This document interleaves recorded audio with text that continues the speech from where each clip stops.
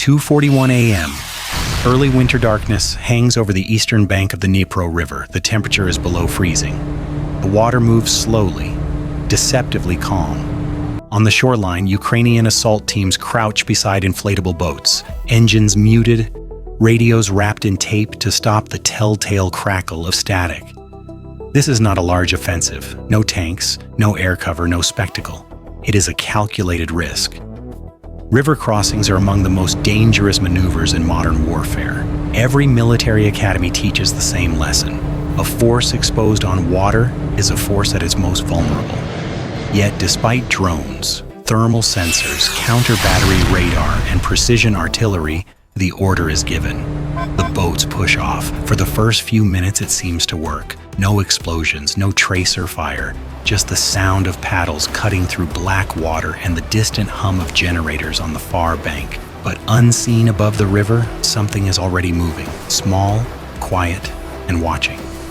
Less than 10 minutes later, the operation unravels. Artillery that had been silent for hours comes alive with brutal precision.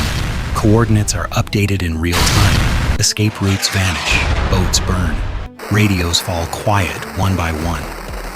This was supposed to be a daring foothold operation. Instead, it becomes a textbook example of how modern surveillance and firepower can turn a classic military maneuver into a lethal trap. So what exactly went wrong? And what does this failed crossing reveal about the future of warfare in the age of drones and persistent surveillance? To understand why this river crossing mattered, we need to step back and look at the strategic logic behind it. Rivers have always shaped wars not just as physical obstacles, but as political and operational fault lines. In eastern and southern Ukraine, major waterways separate occupied territory from contested ground, turning every bridge, ferry point, and shallow bend into a potential battlefield. The Dnipro is more than a river. It is a natural barrier hundreds of meters wide with open banks that offer little concealment and limited crossing points. Since late 2022, both sides have treated it as a semi-static front line. For Russia, holding the eastern bank meant defensive depth and time. For Ukraine, crossing it even briefly offered something invaluable: initiative. A successful crossing would not need to seize cities or hold ground permanently. Even a small bridgehead could force Russia to redeploy artillery, pull reserves from other sectors, and expose command and control nodes to precision strikes. In modern warfare, distraction can be as powerful as destruction. But the geography cuts both ways. Flat terrains, sparse vegetation, and long sight lines heavily favor the defender. Russian forces had months to prepare layered surveillance along likely crossing zones, thermal cameras, acoustic sensors, and most critically, unmanned aerial vehicles operating in overlapping patrol patterns. Any movement toward the river risked being detected long before the first boat touched water. History offered warnings. Earlier in the war, Ukrainian units attempting crossings over the Seversky Donets suffered heavy losses when pontoon bridges were struck by artillery guided by drones. That episode became a case study taught on both sides. Speed alone could no longer compensate for exposure. Yet pressure remained. Political expectations, battlefield momentum elsewhere, and the constant need to keep the opponent off balance all contributed to the decision. This was not recklessness, it was a calculated gamble based on limited objectives and narrow timing windows. The question was never whether the crossing was dangerous. The question was whether modern reconnaissance would allow it to happen at all. And that answer was about to arrive from the sky. From the outside, the operation looked improvised. In reality, it was anything but. Days before the first boat ever touched the water, Ukrainian planners were already mapping detection zones, artillery coverage, and drone patrol routes along the river. This was not a blind charge, it was an attempt to slip through the thinnest seam in an increasingly dense surveillance net. Small reconnaissance teams monitored Russian UAV flight patterns, noting how often drones passed overhead, how long they lingered, and where gaps briefly appeared. Satellite imagery and long-range optics helped identify likely artillery positions and command posts on the far bank. Every detail mattered because once the crossing began, there would be no margin for error. Timing was critical. The operation was scheduled for the deepest hours of night when thermal contrast between water and air narrowed and fatigue set in on both sides. Assault groups were kept deliberately small, light infantry with minimal equipment, no armored vehicles, no heavy weapons. Speed and silence were the only protection. Communications discipline was strict. Radios operated at low power. Backup signals were planned in case jamming cut off contact. Some units relied on prearranged timelines rather than real-time orders, knowing that electronic warfare could sever command links without warning. But intelligence is never perfect. What Ukrainian planners could not fully account for was how integrated Russian reconnaissance had become. Drones were no longer acting alone. UAV feeds were fused with counter-battery radar, acoustic sensors, and forward observers, creating a near-continuous picture of the river zone. Detection no longer required a single mistake, it only required movement. Above the river, reconnaissance drones loitered silently, their operators watching for disturbances in the water, unusual heat signatures on the shoreline, or subtle changes in the pattern of darkness. Once a potential crossing point was flagged, the information moved fast, sometimes faster than human decision-making. By the time the first boats pushed off, the operation was already being tracked. Not fully understood yet, not officially confirmed, but noticed. And in modern warfare, being noticed is often enough. The stage was set. The crossing had begun. What followed would unfold not in hours, but in minutes. The first boats left the shoreline almost simultaneously, their dark silhouettes barely visible against the water. Engines were kept at the lowest possible throttle, just enough to fight the current. Each craft carried only a handful of soldiers' rifles slung tight, faces obscured, movements rehearsed down to muscle memory. For a brief moment, the plan appeared to be working. The river absorbed sound. The opposite bank remained quiet. Then the drones adjusted their orbit.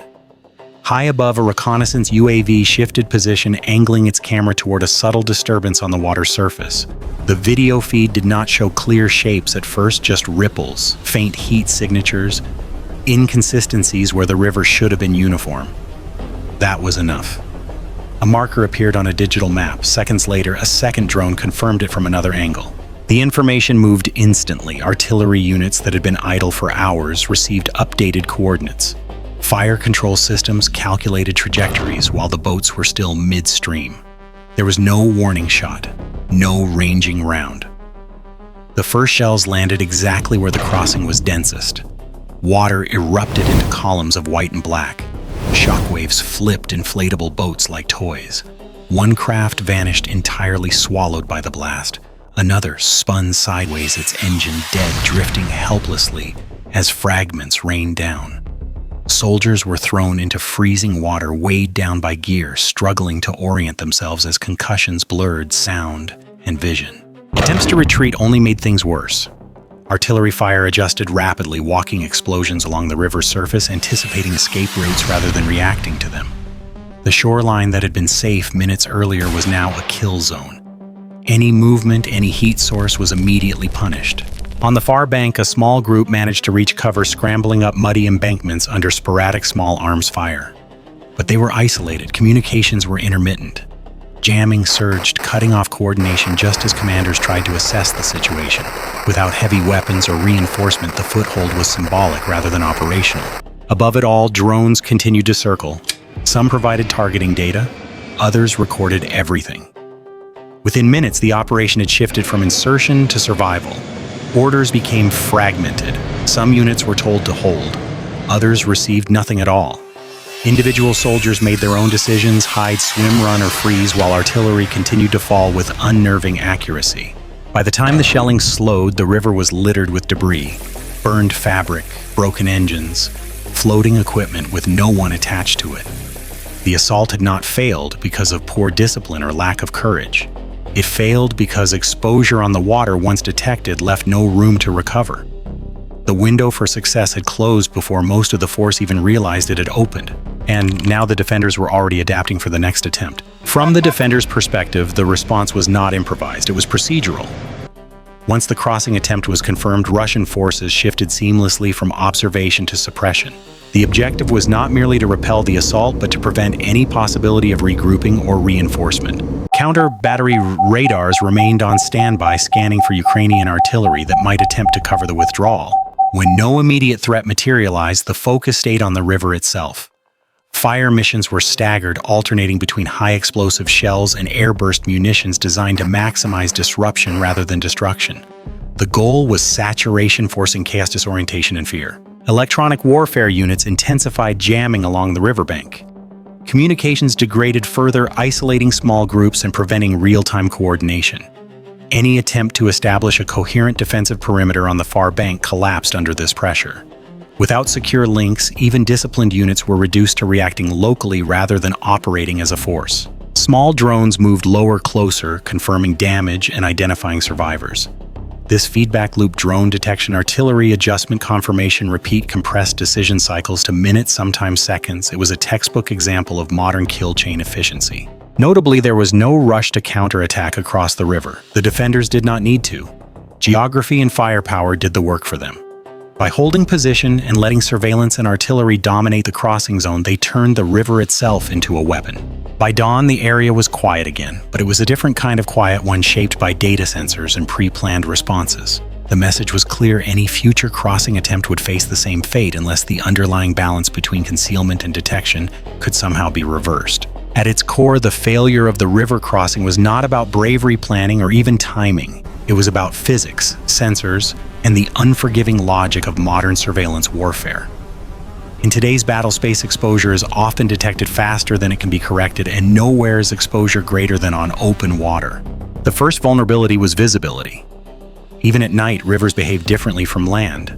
Water reflects thermal contrast, amplifies movement, and creates patterns that are easy for infrared sensors to flag. A boat does not need to be clearly visible.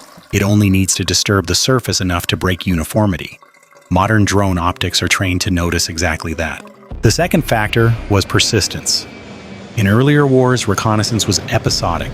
An aircraft passed overhead, then moved on. Here, drones loitered continuously. This meant detection was not a matter of chance, but of time. Even a perfectly silent crossing would eventually be seen if it took long enough. Once detected, the clock ran against the attackers. The third and most decisive element was integration. Detection alone does not kill.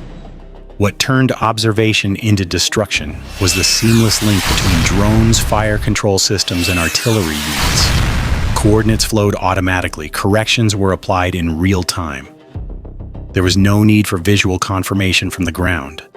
The kill chain was short, efficient, and resilient to disruption. Attempts to mitigate these risks, small unit-size night movement, radio discipline, were logical but insufficient.